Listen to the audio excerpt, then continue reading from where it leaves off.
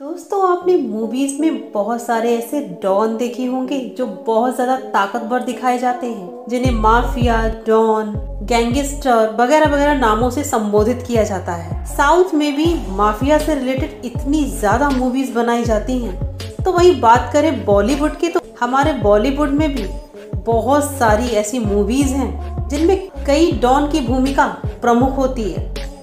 कई मूवीज में तो डॉन इतने अच्छे दिखाए जाते हैं कि आप में से कई उनके फैन हो जाते होंगे। और आज की वीडियो में जो हम बात करने जा रहे हैं, वो हम बात करने जा रहे हैं रियल डॉन की, यानी कि रियल गैंगस्टर ऑफ इंडिया।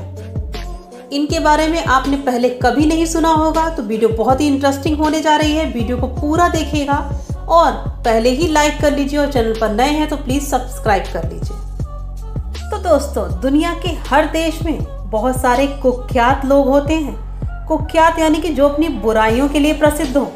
इन कुख्यात में से कुछ ऐसे रहते हैं जिनको समूचा विश्व जानता है। भारत में ही कुछ ऐसे कुख्यात लोग हुए हैं जिनके कारण भारत ही नहीं बल्कि पूरा विश्व परेशान हो गया था। तो आइए जानते हैं उन्हीं कुछ कुख्यात लोगों में से आज के वीडियो में। नंबर 1, ठग बहराम। ठग बहराम के कारण अंग्रेज सरकार को ठग विरोधी कानून बनाने के लिए मजबूर होना पड़ा था। 1790 से 1840 तक उसने 931 हत्याएं की थी, और उसकी खासियत थी कि वह अपने शिकार को उसकी हत्या उसका गला दबाकर किया करता था। Guinness book of world record के अनुसार 1790 से 1840 के बीच महाठग बहराम ने 931 सीरियल किलिंग की थी, जो कि विश्व रिकॉर्ड है। और हम सभी जानते हैं कि बुराई का अंत एक न एक दिन तो होना ही होता है। तो इसी कारण 1840 में उसे अंग्रेज सरकार ने सजाए मौत दे दी थी। नंबर 2, भूपत सिंह चौहान। भूपत सिंह के कहर से जहां राजे रजवाड़े और अंग्रेज भी कांपा करते थे, वहीं गरीबों के दिल में उसके लिए सर्वोच्च स्थान था। यही कारण था कि उसे इंडियन रॉबिन हुड के नाम से जाना जाता है। आपको कुछ याद आया रॉबिन हुड सुनकर? कैसे सलमान खान को रॉबिन हुड बुलाया जाता था दबंग मूवी में। पर इस रियल रॉबिन हुड को कभी पुलिस पकड़ नहीं पाई। भूपत की कई क्रूरता भरी कहानियां भी हैं, और उसकी बहुत सारी कहानियां फेमस हैं जो कि गरीबों के प्रति उसके प्रेम का गुणगान करती हैं।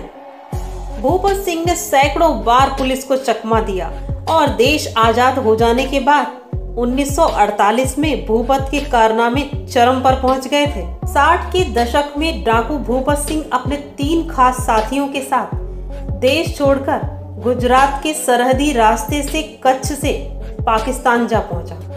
कुछ समय बाद वह वापस भारत आने का इरादा बनाता है, लेकिन भारत पाक पर मचे युद्ध के कारण उसका यहाँ आना मुमकिन नहीं हो पाया। इसी कारण पाकिस्तान में उसने मुस्लिम धर्म अंगीकार कर लिया, और पाकिस्तान में उसे अमीन यूसुफ के नाम से जाना जाता है। अपना धर्म बदलने के बाद उसने मुस्लिम लड़की से निकाह कर लिया, और उसके 4 बेटे और 2 बेटियां हैं। वो भारत आना चाहता था, लेकिन 2006 में उसकी मौत हो गई। नंबर 3, रंगा और बिल्ला। रंगा और बिल्ला आपने मूवीज में कई बार सुने होंगे, पर ये बात हो रही है रियल लाइफ के रंगा बिल्ला की। रंगा और बिल्ला ने 1978 में 2 बच्चों की नृशंस हत्या कर दी थी। ये कांड देश ही नहीं बल्कि विदेशों में भी चर्चा का पात्र बन गया था। वो दौर एक ऐसा दौर था जहां पर बच्चों की हत्या करने के मामले में कोई सोच भी नहीं सकता था। जैसे कुछ दिनों पूर्व पाकिस्तान के पेशावर में एक स्कूल में आतंकवादियों ने हमला कर 132 बच्चों की हत्या कर दी थी। रंगा और बिल्ला ने एक सैन्य अधिकारी के बच्चे को अगवा कर दुष्कर्म के बाद उसको मौत के घाट उतार दिया था। केस चलने के बाद दोनों को फांसी दे दी गई थी। नंबर 4, चार्ल्स शोभराज। दुनिया के सबसे शातिर और खतरनाक सीरियल किलर्स में चार्ल्स शोभराज को बिकनी किलर के नाम से भी जाना जाता है। माना जाता है कि उसने 1972 से 1976 के बीच 24 लोगों की हत्या कर दी थी।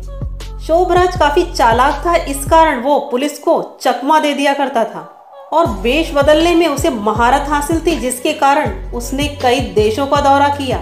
हर बार पुलिस के हाथ से बच निकलने के कारण चार्ल्स शोभराज को सरपेंट यानी सांप के नाम से भी जाना जाता है।